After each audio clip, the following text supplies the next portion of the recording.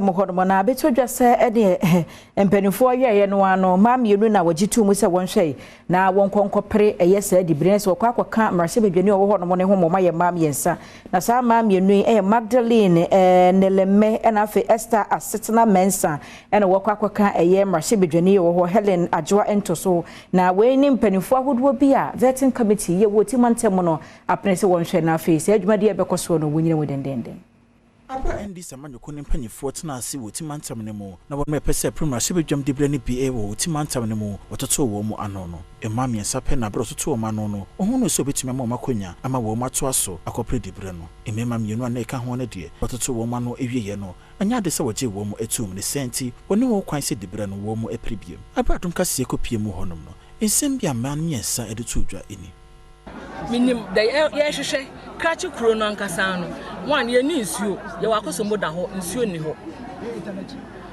ye lighting system ye luzi ye asase ye dan ye papa no ye luzi e de ma first akosombo ama ye dia ye light but light no ye ni bi ntino me feel say it's time say ye Krachi as a youth no yes sorry na Krachi youth e ma no Krachi youth dan kasa mu ina omo beta machi too short too direct let's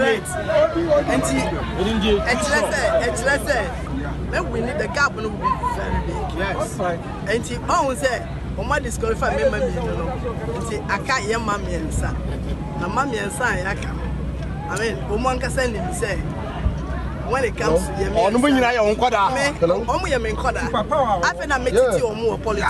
my priority is the youth. If the youth are not there, I am not there. So my concentration for the first 4 years is going to be on the youth. I will make sure say one more I was on to school so may dear my hondi to me. One more I was almost in Juma may dear my hondi to me. One more I was say or Bob Rabia and Nisa or Boss Abrano. Mitchin on a CSC. Me a young person, me can't. They be some American. Looking at the 5 aspirants, I am the youngest. Uba me constituency, youth in the doors on same penny phone. And me call program a radio be so I can say, Mr. Youth, no more me project, any more project. Because me winning and on be winning, me lose and be lose.